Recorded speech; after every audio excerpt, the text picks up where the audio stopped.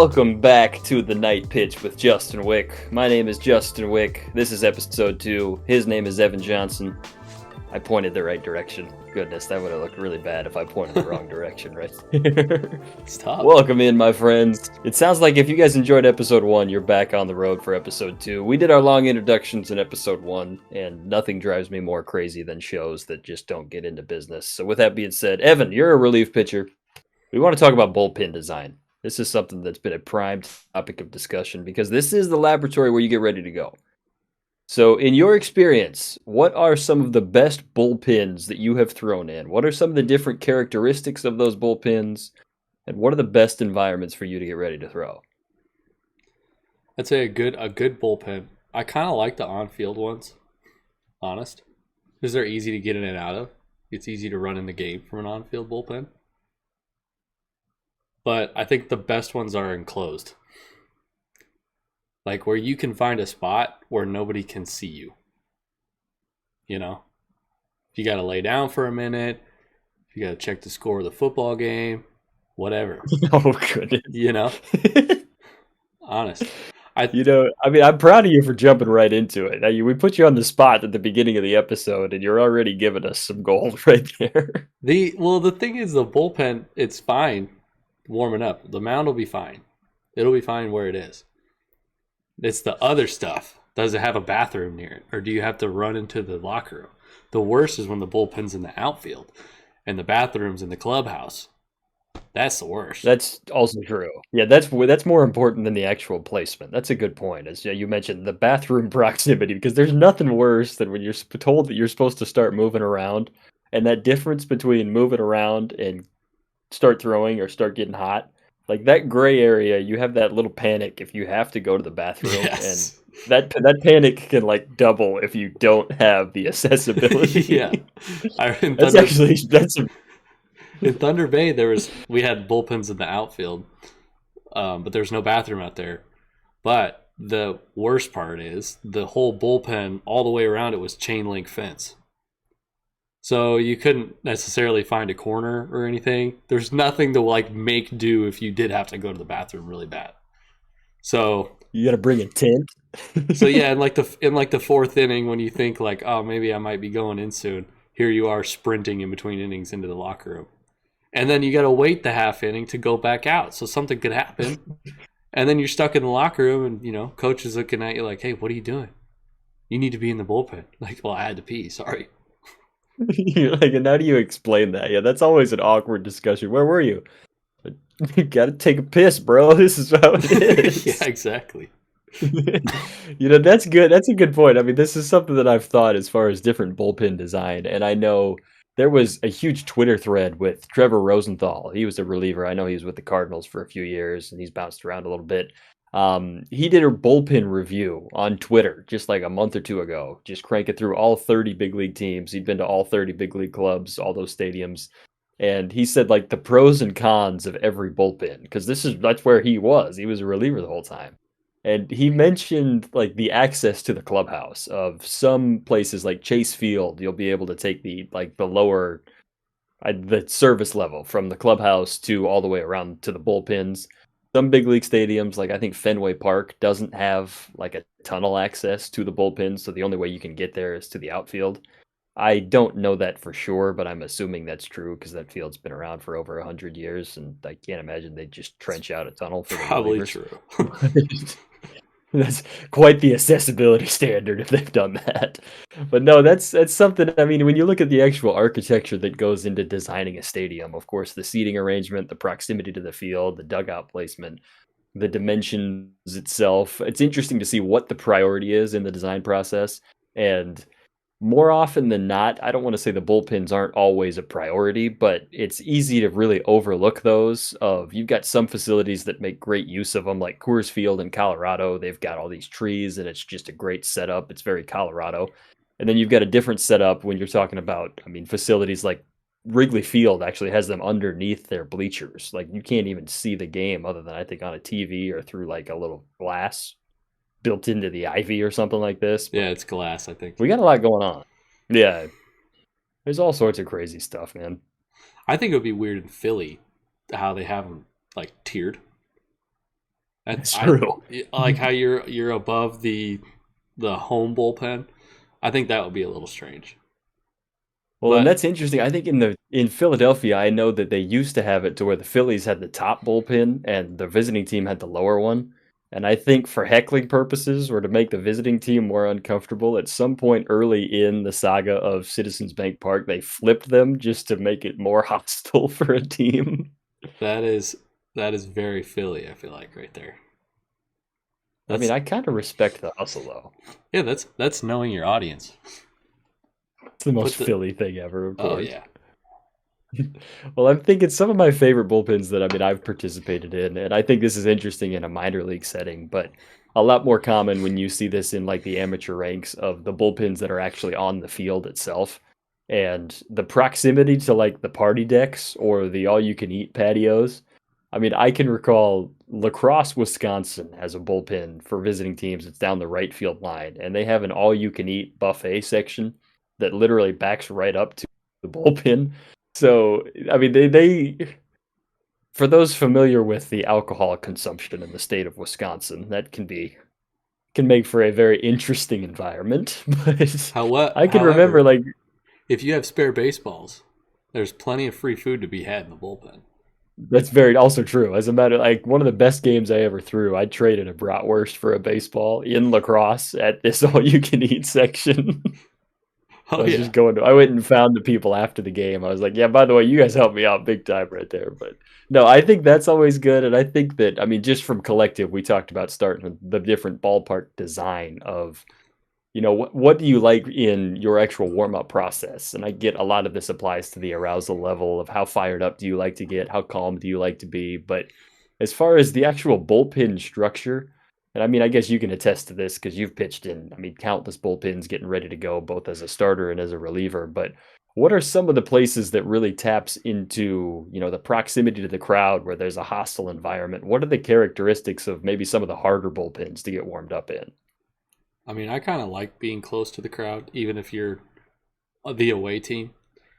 I kind of like the interaction that you get there because a lot of the times when people are yelling, or saying stuff at those lower level like games, I mean, probably not the big leagues, right? But like if they're yelling at you in that environment, what they want is just like some interaction.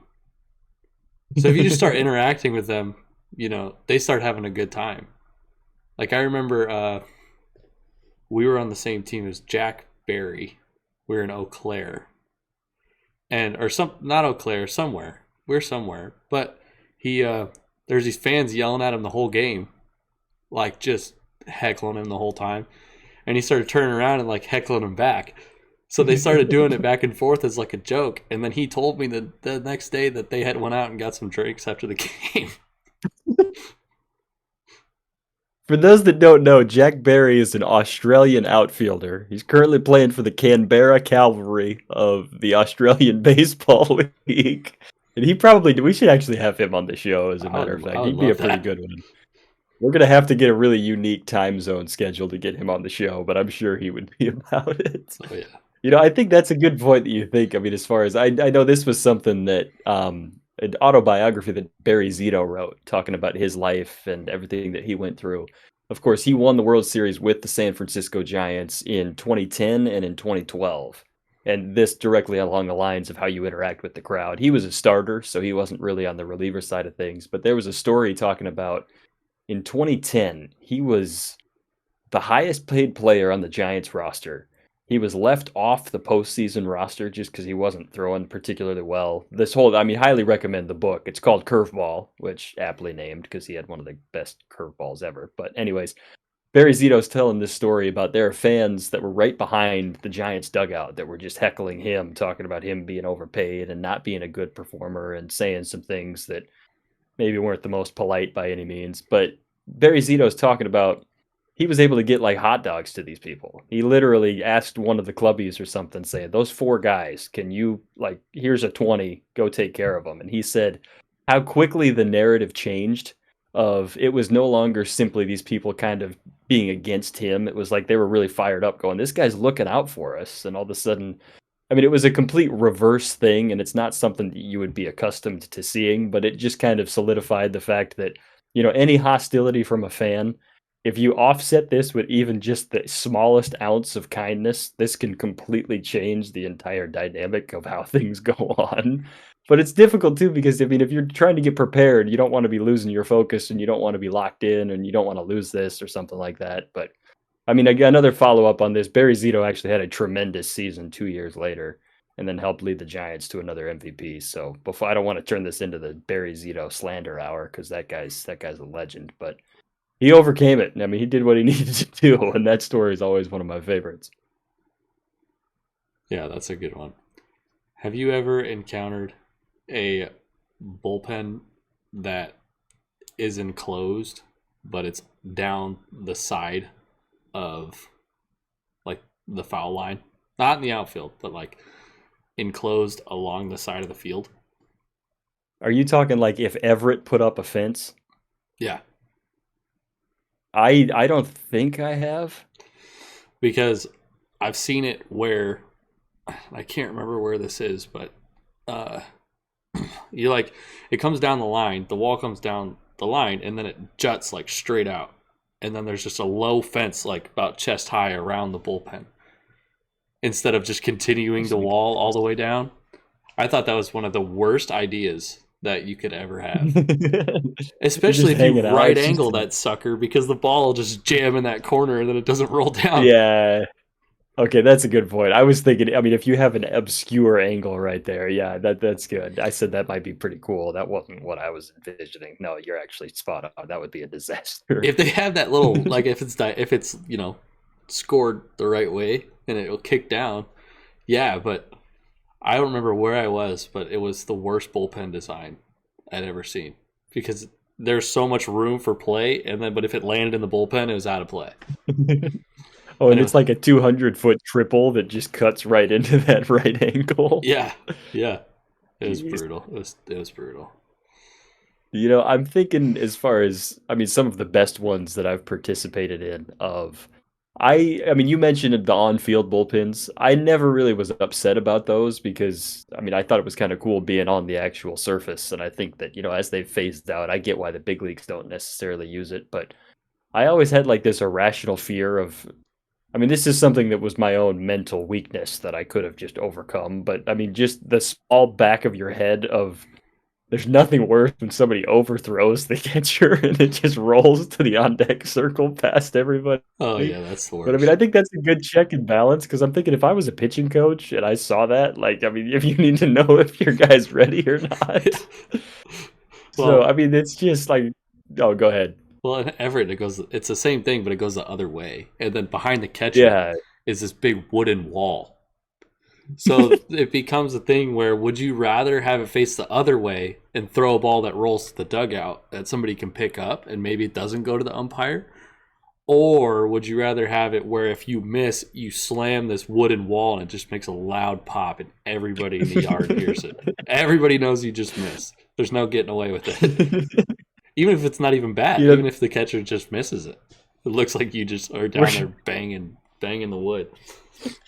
well, the fact that these thoughts even cross pitchers' minds, like this is the obscure things of you never really think about it until you're actually standing on the mound itself. I know I mean, this was a team, and you and I weren't teammates at this time, but a team that I was playing for, we had an enclosed bullpen, and there was a padded wall right behind the catcher. And this pitcher went to go get warmed up. He hadn't thrown in several days. It's his time to get going, and about 5 or 6 warm-up pitches in a row slammed into the padded wall. The pitching coach calls down to the bullpen and tells the pitcher to sit down. Yeah, I And remember. I'm just it's just so brutal. I mean, I think to myself just how sad that could have.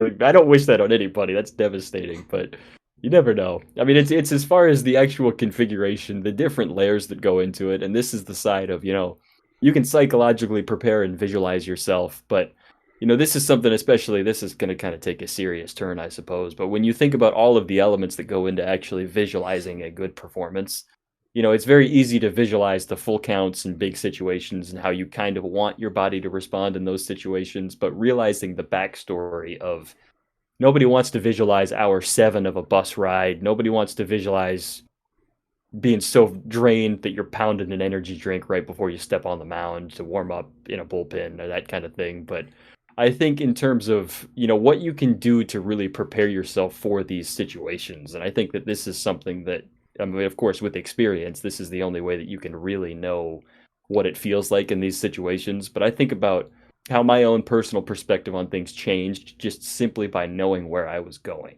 And I think this is part of the joy of, if you go to a new ballpark for the first time, you're getting used to everything, you're getting acclimated to how things play. If you're going for a second or a third or a fourth or however many times, the fact that you have an expectation, I think that it helps because it curates how you're supposed to feel, but at the same time, you can never replicate the feeling of what it feels like to be in a new situation and feeling heightened based on, I mean, it's no different, I'm sure, if you get called up into a higher level of the minors. You're feeling like this is for the first time I'm actually here. This is why debuts are such a big deal. But, I never really view a sense of visualization tactics, but to see how granular you can actually get envisioning things before you get into a game, whether that's a wooden wall behind you or a padded wall or a just open space where you sail something that's landed in the on deck circle. I think that, I mean, there's something to be learned about this, and I think that actual preparation and the mental background, it's kind of amazing to think about how limitless that truly is, even just based on the field that you're playing at on a given day. Yeah. There are some bullpens that I really like, others that I don't. It usually has to do with things that don't necessarily pertain to warming up. But if the mound is bad, or if, something else is bad about the bullpen, if you can't go double barrel because they're too close. By double barrel, I Yeah, mean two pitchers warming up at the same time. It's typically what they call it, right? If you have a bunch of mounds in a row, like 8 mounds, they call it like an 8-pack or 6-pack or whatever. But segue into the next thing is I want to mention a bullpen that was very different. It's in the Northwoods, Madison, Mallards. I think it's the visitors bullpen. I'm not for sure. I don't know. Have you ever been there? I actually haven't been there, no. So it's on the right field line. You walk through a little tiny door in the wall, and then the whole bullpen is underneath the party deck. And there's a little tiny like chain link hole where you can see like the game from sitting underneath. But then the mound is actually not underneath the party deck. It's like set back a couple feet from the edge of it, but the catcher is underneath the party deck.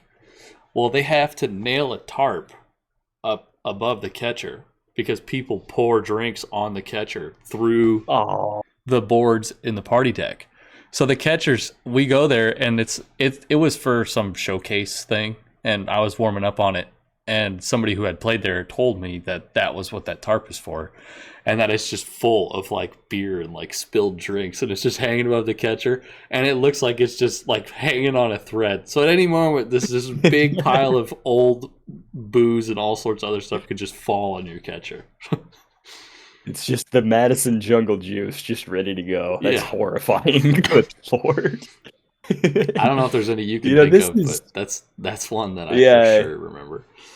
I mean, I know when I was in junior college, this was in Arizona, there's a field that the legend has it that they moved. Well, I say the legend. It's like the bullpen mound is 64 feet from the mound to home plate, and we would measure it out, and then we would like take the lids of our ball buckets and put it where home plate's supposed to be. So their whole theory behind this is if you're throwing longer, you're perceived that, you're going to finally get on the game mound and everything's going to be up in the zone because that's what you've been warming up for.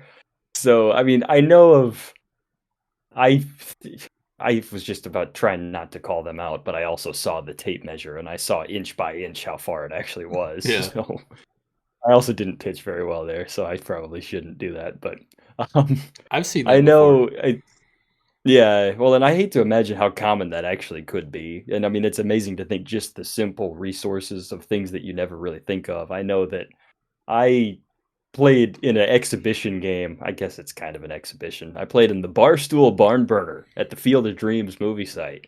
And Ray Kinsella, in the process of constructing the If You Build It, They Will Come, the Field of Dreams does not have bullpens. So So here it was. I was playing catch with Dallas Brayton down the foul line, just hanging out. Just yeah, all right. He's like, all right, you good? I'm looking around. There's no mound. Well, there was no place to throw plyos either. So this was something that I thought, as far as there was no place to. Well, I guess I clipped my bands to the actual backstop of the Field of Dreams. But I mean, that really got me thinking in terms of, here it is. It's the most poetic place you've. That's my favorite field that I've ever played on. And then it dawned on me that that was also maybe the least accommodating field that I've ever Yeah. played on too. But I mean, that was part of the joy of it, because you realize, you're in a different realm, and I think it was kind of cool that it was more of an exhibition style as opposed to, me doing this for a living, of this is how you go about your business. But I think that the resources of having a plyo wall is something to be said. And I think the space to just move around, but at the same time, the space to feel comfortable, of if you can actually watch the game, if you can feel like you can be yourself while you're out there. And I think a lot of different big league parks come up into mind for this kind of thing. But there was one mound in particular. I don't even really remember where this was, but I remember it was behind the left field wall, and they had all their advertisements on the wall. But there was about like an 8-inch gap at the base of the fence to the bottom of the advertisement.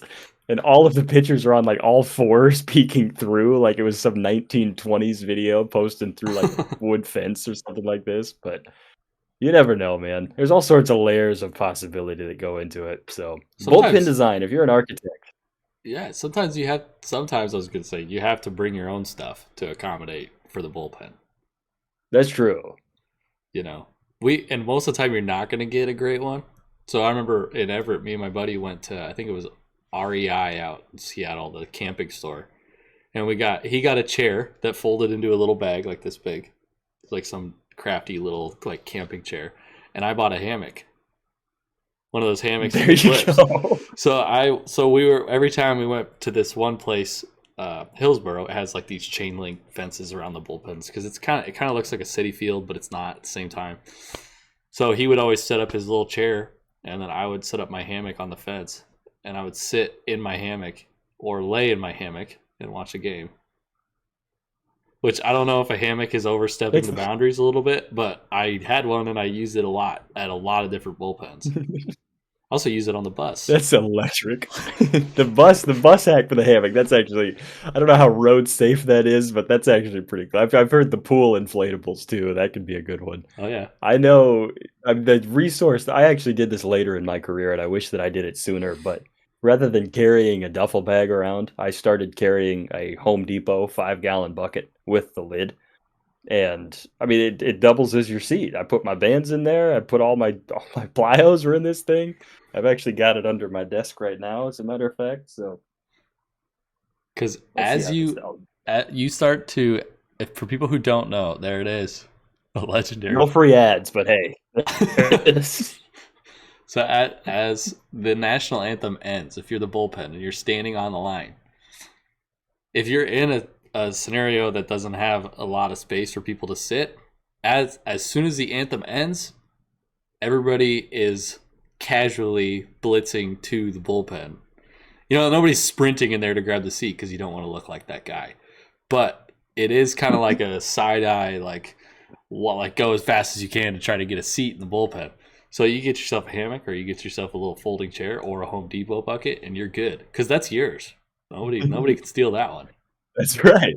And somebody tries to say that this is their seat, and you're just like, dude, I went to the zip, and it was $10 or something like this. Like, this is the most wise $10 investment. I also forgot I have my 10-pound wrist weights in here, and that was a lot harder to pick up than I thought, as I was trying not to get my microphone cord in the way.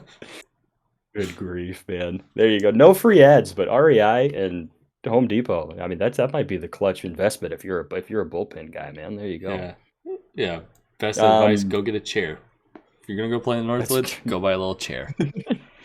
That's the way to get it done, man. If you want to make a lot of friends, bring 2, and then you never know what's going to come out of it, man. There you go. Then you can start charging for the chair.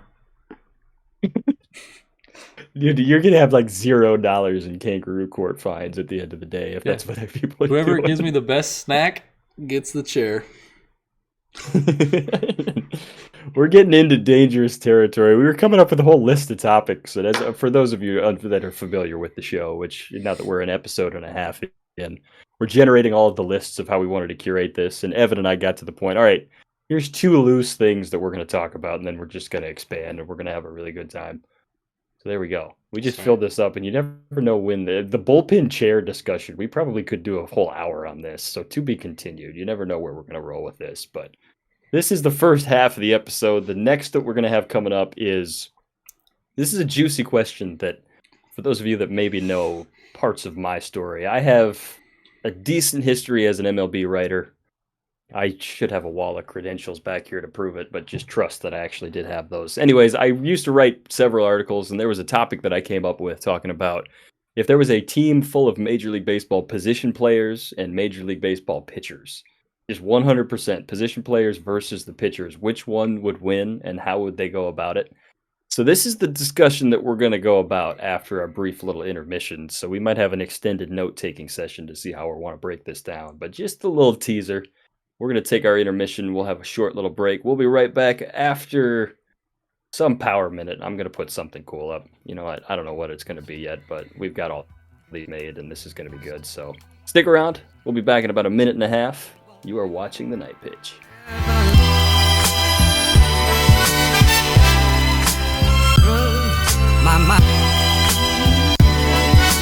Night Pitch Power Minute. We got a new backdrop, my friends. Major League Baseball's Rule 5 draft is a significant part every year of the baseball ecosystem. Its primary function is to prevent teams from stockpiling talent in the minor leagues. This draft ensures that every player gets a fair shot at major league action.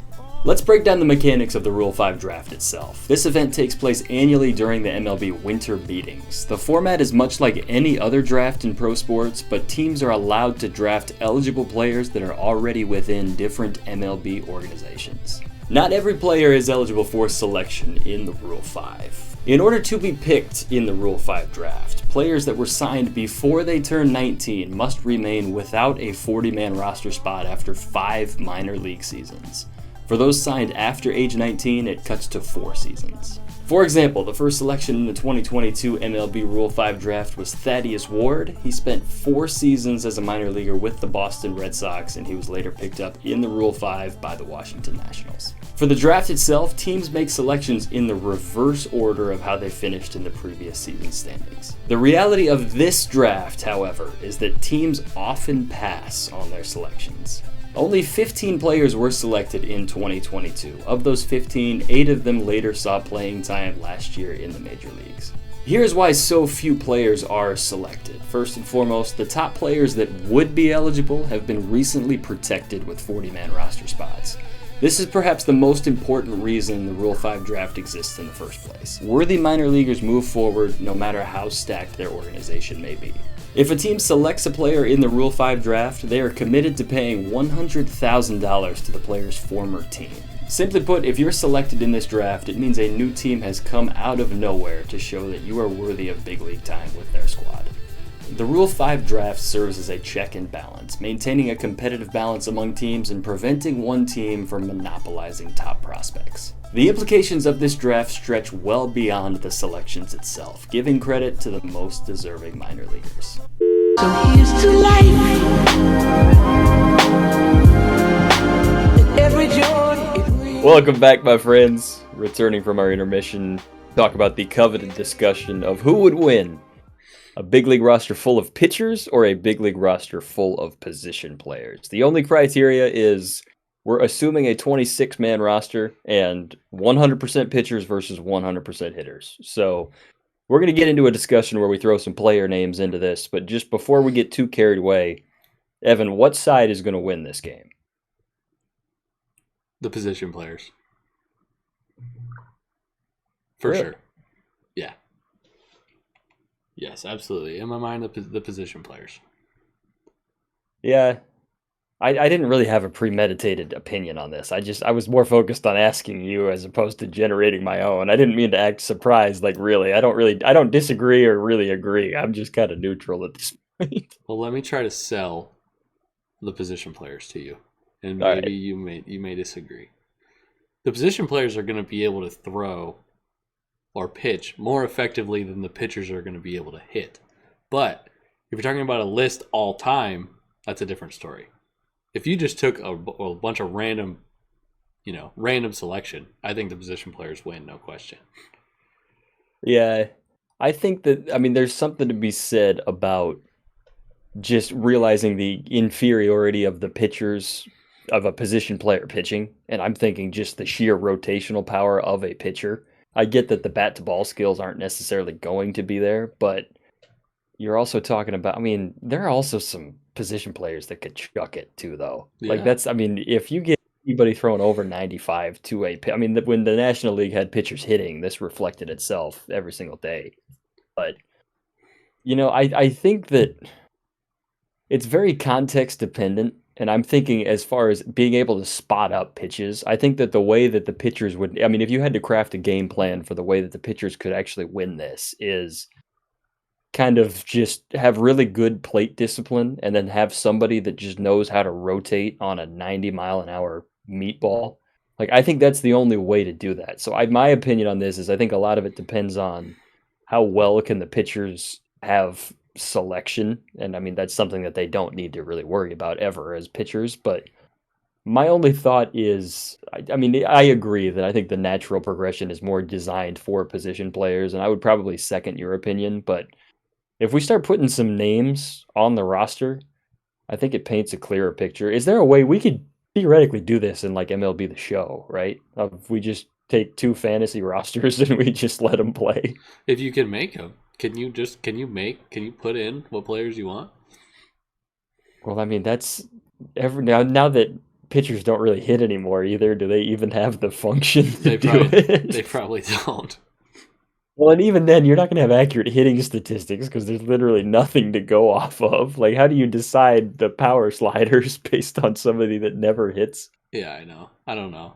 You know what? You know what player? A couple players come into my mind first when selecting my position player team or my pitcher team.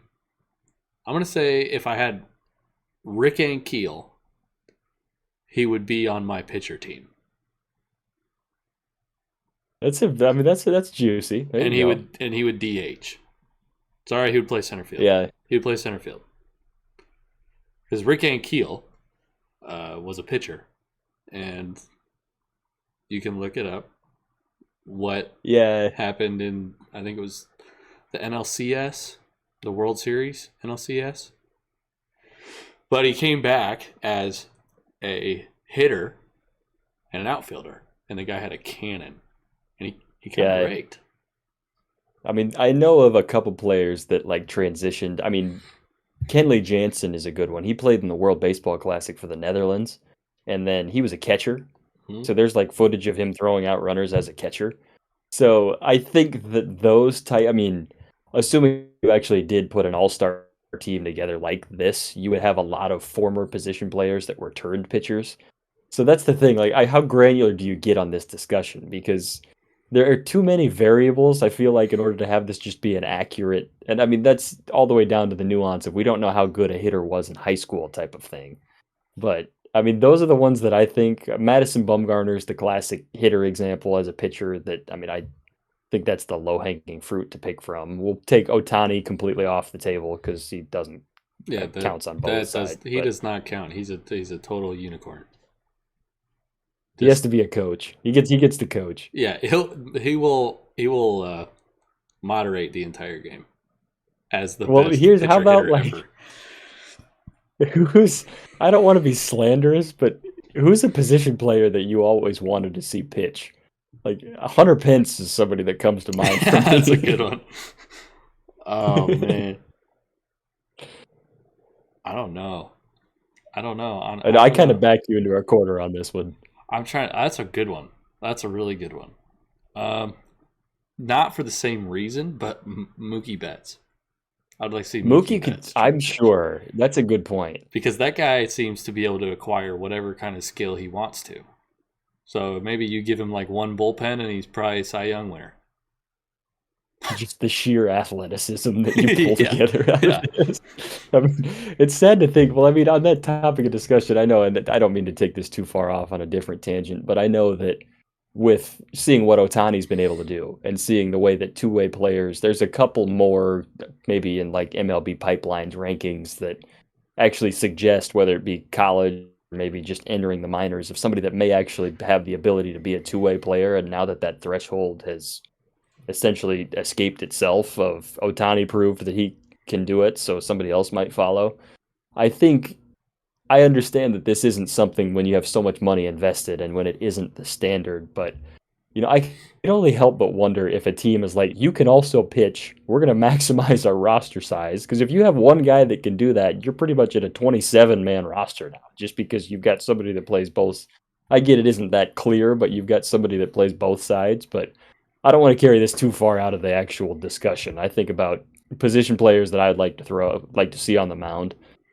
We saw Albert Pujols got to do it in his last season. That's a pretty good one. I think for the same reasons, for exact same reasons, I'd like to have seen Prince Fielder go out and do that. I feel like that would be pretty strong. And I'd like to see Tim Lincecum hit, just to see what he would look like with a bat in his hand. True. Well, there's probably videos of him hitting, no? That's true. I know he said he's never hit a home run before, and I'm not trying to sound slanderous with this. I've also never hit a home run myself, so. What about? Man, I just forgot what was on my mind. But I am starting to think that now that I'm thinking about it more, that the pitchers may actually win this thing, because I'm thinking about position players who were converted pitchers. Yeah. Like Kenley Jansen. There's your catcher. Or if you wanted to go a different route, Jason Mott. There's your catcher. Yeah. Jason Mott just being that's a tough find. Jason Mott's a tough find, but you could find him. We got catcher secured. I thought that was going to be the last position that we would have covered. Those are the only two I could think of now. Man. I would like to see that. I mean, it's amazing. I would like to see that. No, go ahead. I'm sorry. From the Reds, the new guy, that supreme athlete that throws flames across the infield. I was gonna. I don't remember what his name is, but I was literally thinking that exact same. I want to see him pitch. Yeah, we'll put his name, whatever his name is, we'll put it on the bottom with an apology that I couldn't think of his name right now. Sorry, but you're a great athlete.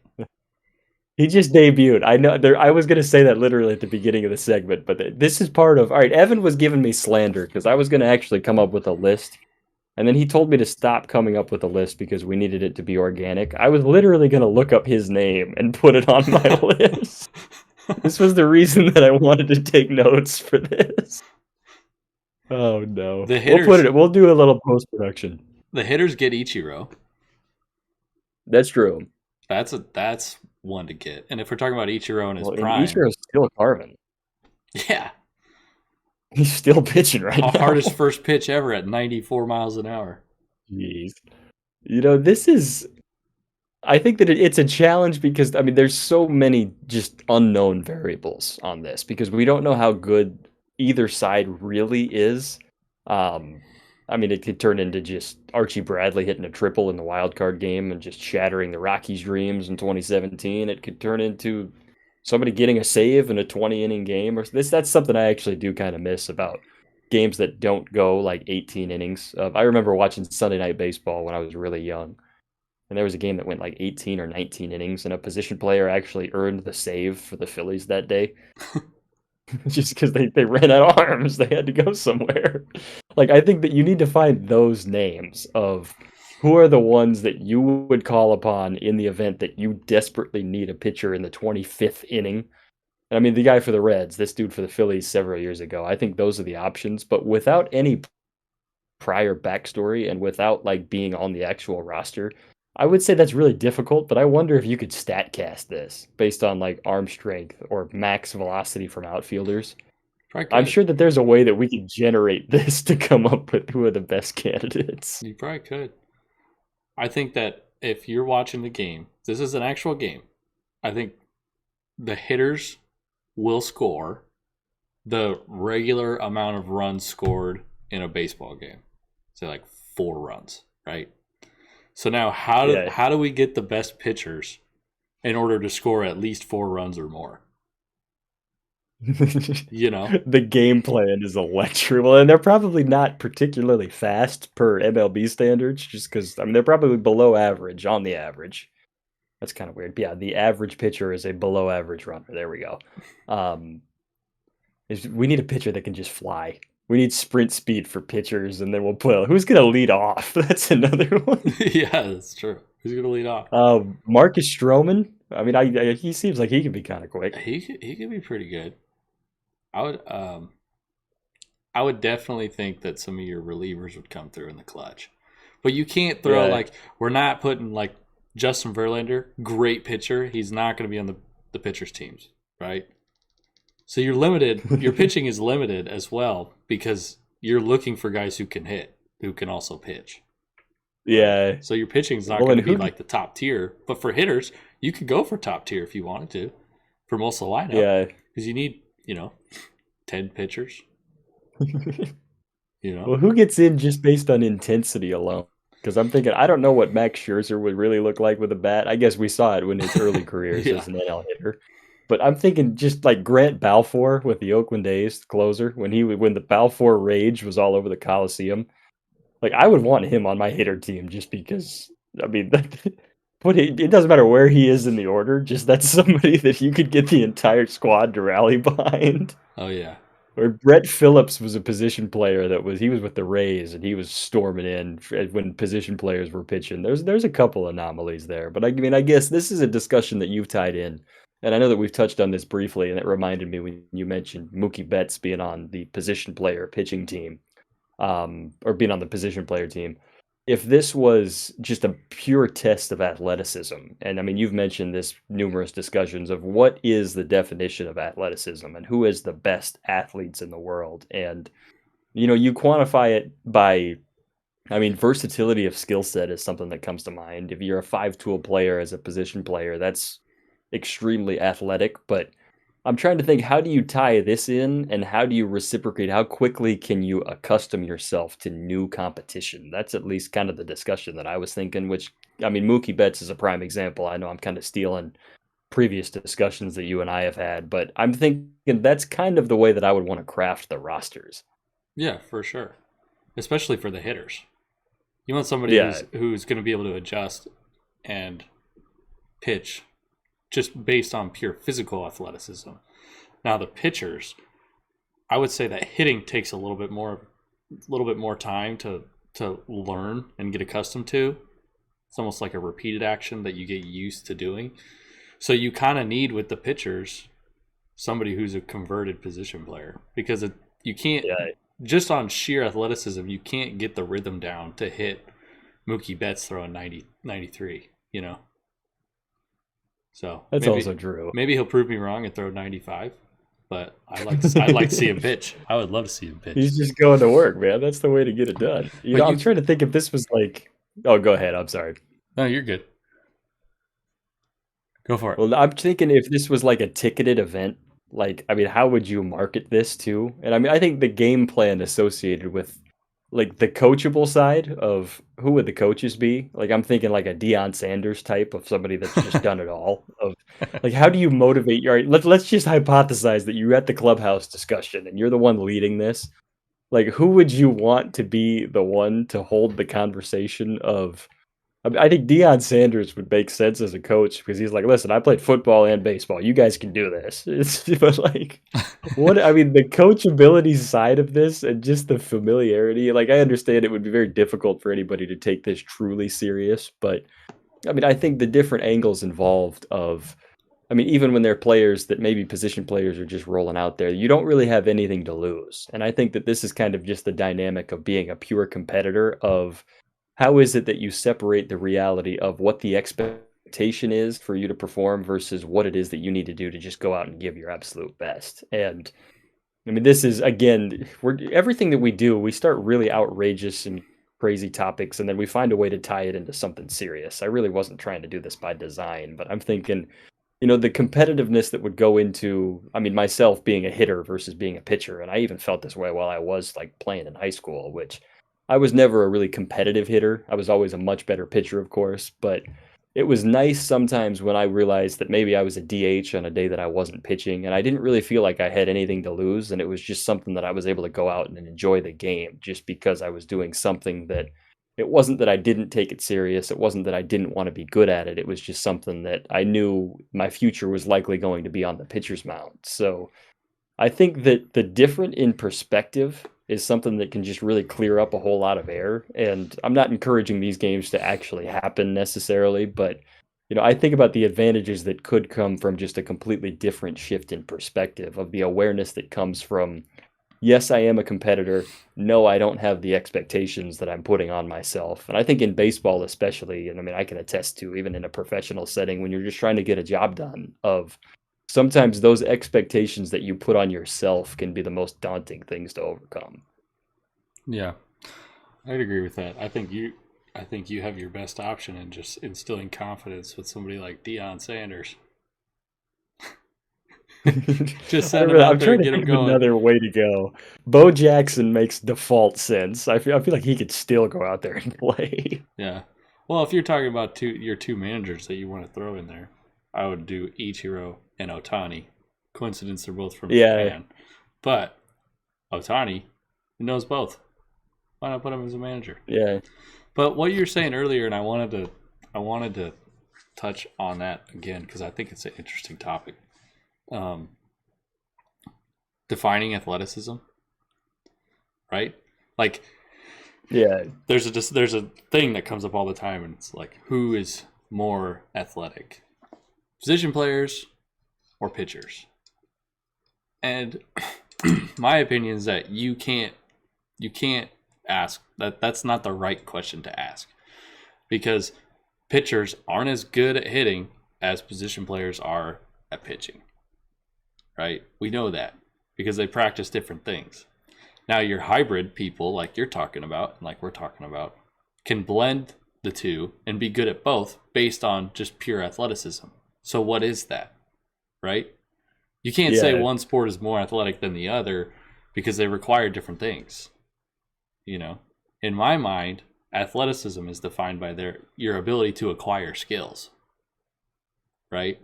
So if you look like DK Metcalf or Bo Jackson, likely you're going to be able to acquire skills faster than other people. You're going to be able to learn how to jump over that bar, right? Or you're going to be able to learn how to produce power, or it's going to be easier for you to produce power a lot, because you just have better tools than everybody else. But somebody like Mookie Betts is very good at learning skills quickly, even though he's not as big as Bo Jackson. So that's where his software helps him become a good athlete versus just his hardware. And by that, I mean body size and how big you are, Yeah. stuff like that. Well, and it's funny too, and I guess I've never really thought of it in this sense, but because baseball is such a refined type of, I mean, it's a very precise type of thing of, in a football field, there's a lot more brute strength that actually occurs. There's a lot more absolutes as opposed to, I mean, the tangibility of the game of baseball and the different variants and the precision that you need to go about your business with. I've thought, I mean, my point behind this, LeBron James, yeah, footage of him when he was in high school playing football, versus him playing basketball. I mean, an exceptional athleticism all the way around.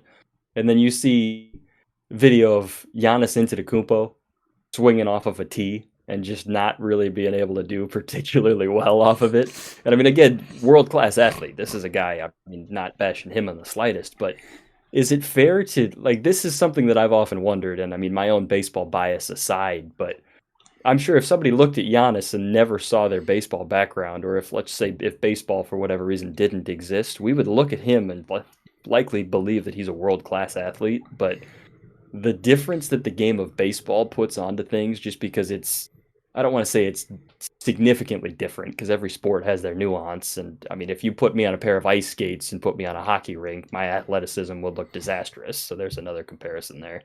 Probably shouldn't admit that. I grew up in Colorado. That's a bad sign. But anyways, I think that as far as getting it down to a simple form, and you talk about the tangibility of how well do you acquire new skills, this is something that I know Phil Jackson, the world-class basketball coach, he talked about a book that I actually saw recommended, and it's called Zen Mind, Beginner's Mind.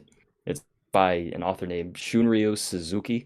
And the concept behind this is, I mean, practicing just Zen, like that degree of Zen meditation of nobody ever really masters what Zen truly is. And this is why Phil Jackson hates the nickname Zen Master, because you don't, it's the premise behind the title is if you enter it with a beginner's mind, that's the most pure form of meditation. Of if you think that you're more specialized in it, that means that maybe you're not immersing yourself so well into that degree of meditation.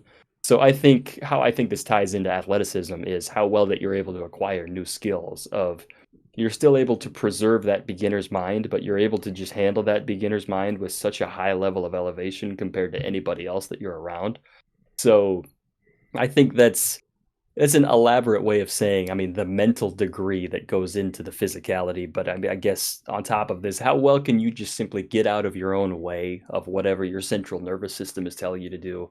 I know that this is tying in so many different points, but I mean, the psychological degree of how people are able to go about that, I think, is a big separating factor. And I don't know how to quantify this, which is difficult because I try to measure this in what are the different sports and how do you continue to progress in that level. But that's something that I always kind of revert back to, and I think that it's easy to kind of see this in a basketball sense with all of the moving parts, but also in baseball when everything's so isolated based on individual performance. I think that there's kind of a unique discussion when you really isolate it down to baseball itself, and I don't know if that's the best way to measure athleticism from outside people, and that's a very nonpartisan view from a baseball mind like myself, but that's always where my mind is kind of wandering towards.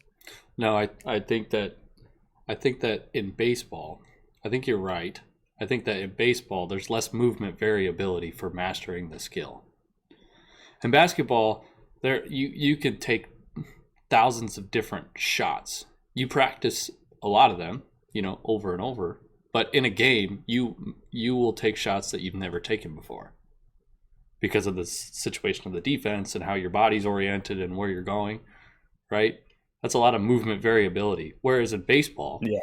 you practice the same movement over and over for years, right? So to expect somebody who plays basketball to just pick up a baseball and to just go and throw a 95 mile per hour pitch when people practice to do that for their entire lives, that one technique, it's not realistic for a basketball player to do that, right? But can you put a baseball player on a basketball court and say shoot a three? They can likely make the connection that's like, oh, I need to put this ball over there. I've seen somebody do it like this. I can probably put it in there. But that doesn't give basketball players the credit for the amount of variability they have to do in a game. And and it doesn't give the other way around. It doesn't give baseball players credit for the amount of time they put into one particular movement to maximizing their potential.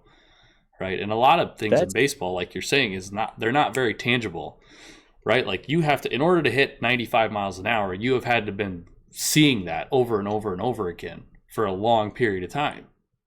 So you can't expect another athlete to go be able to do that. And a lot of times in baseball, it's just software.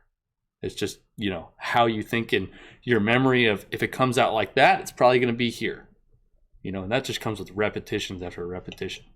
So I think Juicy stuff. Personally that baseball has some of the best hardware or software than any other sport. Now, football, right, or like track and field might have the best hardware of any other sport. They're the biggest, they're the strongest, they're the fastest, right? But do they have hand-eye coordination and the ability to make minor adjustments like a baseball player would? And that's the difference between nervous system and repetitions versus training to build better tools, right? Like muscles and speed and power and all that stuff. Yeah, that's interesting too. I mean, I think about different pitchers that get so carried in their own. I mean, you're talking about literally repeating the same motion year after year. And I mean, tying back to our whole discussion, talking about comparing the position players to the pitchers if they played each other. I mean, I think about the Kenley Jansens of the world that, I mean, I presume that he likely changed his arm action ever so slightly to be accommodating as a pitcher. But to recognize just the way that a continual movement pattern can be just continued to elevate and update what it is that you need to do. And I mean, I think about, the fact that if it's easier to replicate if you take anybody out to fire up a 3-point shot, as long as it hits the rim, it's perceived as though you kind of did what you're not completely terrible, I suppose. Yeah. As opposed to, I mean, if you're a pitcher and you're struggling and you're just absolutely gassed and tired and you're just looking sloppy, it's a whole lot easier it's easier to look non-competitive on a baseball field than it is on any other particular forum. And I think that's spot on. And I don't think that I think that you can't measure it on the same scale, especially when it's just a continual, tangible, repeatable motion of, I mean, if you're a piano player and you're so familiar with one song, that might not mean that you're able to create something new, but you can play that one thing extremely well. Well, that's you throwing a fastball. That's just you knowing how to do this really well and continuing to compete with it. But there's a lot of ways to wire your brain, and it's scary to look at this. But for some reason, baseball players just have a different way of doing the same thing over and over again. But Yeah. we keep it fresh on this episode, though. We always got something new. That's why we have this show, is so we don't have to talk about the same thing all the time. That's right. I will say this to people who don't know this. If you don't think that a baseball player does the same motion over and over and over again, right, and really truly masters it, when you're young and you start to play, right, before you're developed, your bones are a little bit more rubbery than what they are when you develop and get old. So if you're playing from a young age and you continue to play, what happens is your humerus of your throwing arm, so the bone that goes from here to here, actually forms as you develop, twisted, to favor this layback position. Right? If you do a body analysis of a pitcher or a hitter in baseball, you're likely to find the most asymmetrical body in any sport, because you are maximizing that potential to throw the baseball in this one technique as hard as you can. You are bred to do that specific thing right there. And I don't know what kind of credit that gives baseball for athleticism, but it bugs me more than anything when people say that baseball should be easy, because a lot of times in order to play at a high level, you have to have played the sport for a long time, your whole life, And I'm not saying that that doesn't happen in other sports, but you can't discredit that kind of commitment and that kind of, body modification, length of time, and learning a perfect technique.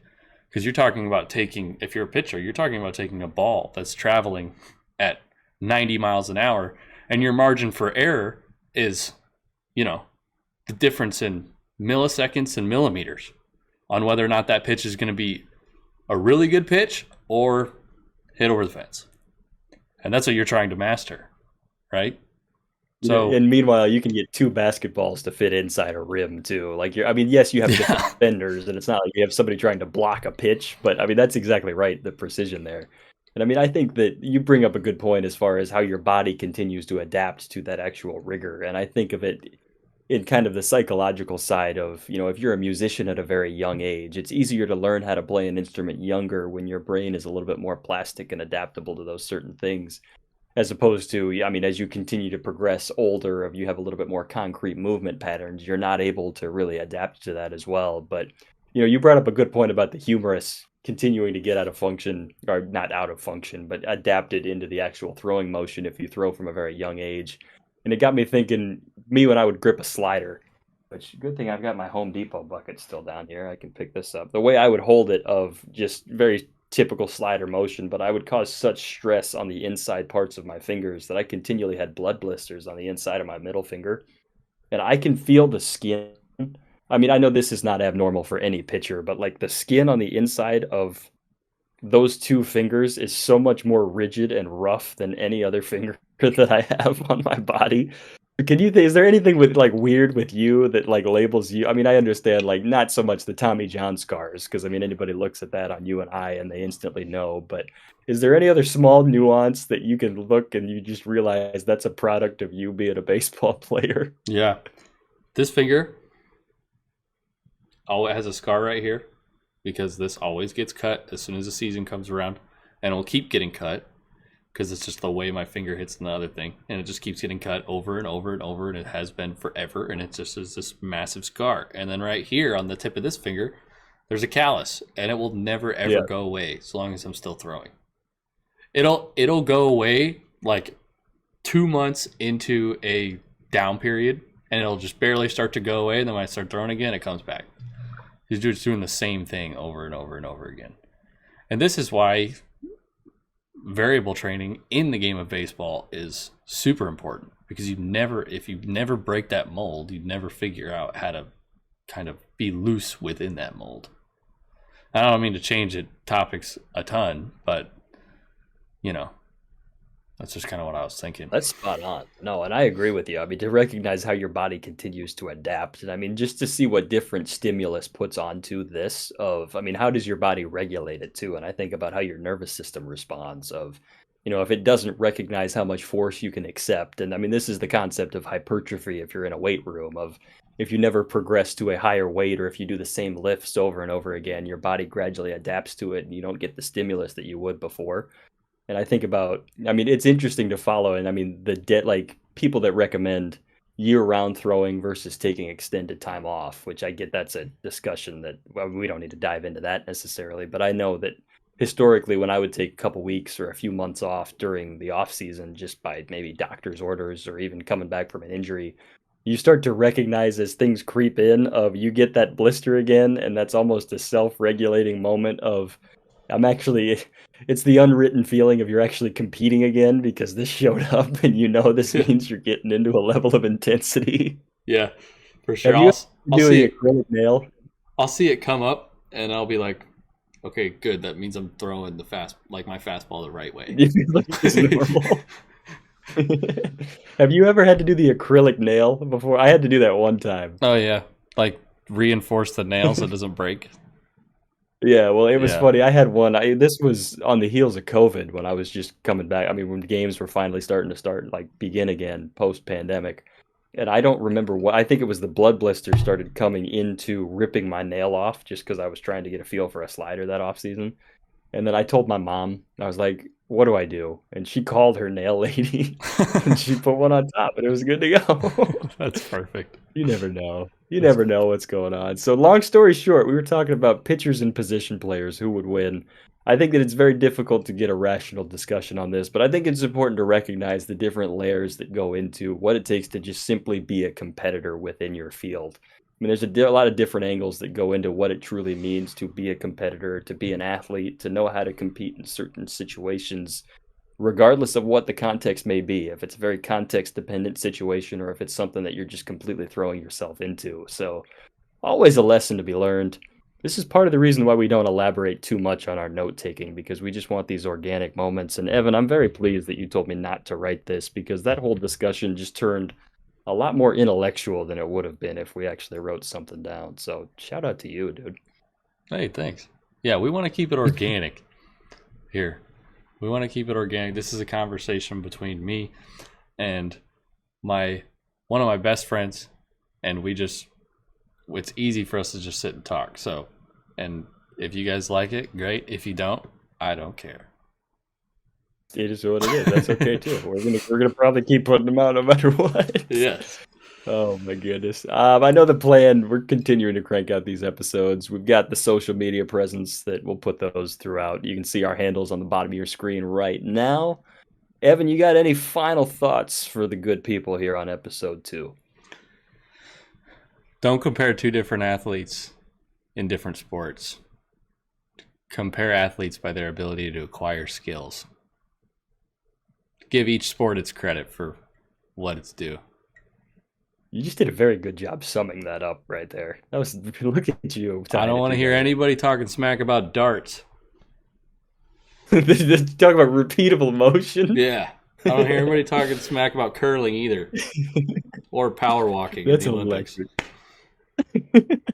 Hey, athleticism knows how to get it done, no matter how repeatable the motion is, man. I'll finish off with something that we talked about earlier on. I know we were talking about bullpen sessions and talking about the actual design and layout. And my encouragement for all the people tuning in is just appreciate things for what they are, for the challenges that they present. If there's no wall behind the catcher and you run the risk of throwing a warm-up pitch into the on-deck circle, embrace it. Find a way to find the joy in those different situations. That's the thing that I would recommend. And I mean, it's easy to say, control what you can control. Well, I think the other layer of this is for the things that you can't control, find a way to enjoy it. That's the best recommendation that I would give. And that's a lot easier said than done.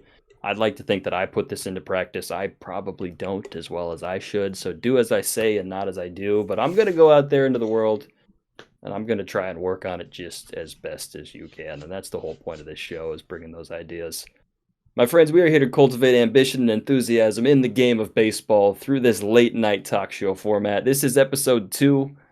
Evan, I think that we're actually starting to kind of hit our stride here, which is cool. I didn't know if we would be able to do this early on, but I know the plan is we're going to have a series of guests coming on the program. We're going to have a whole lot cranking through.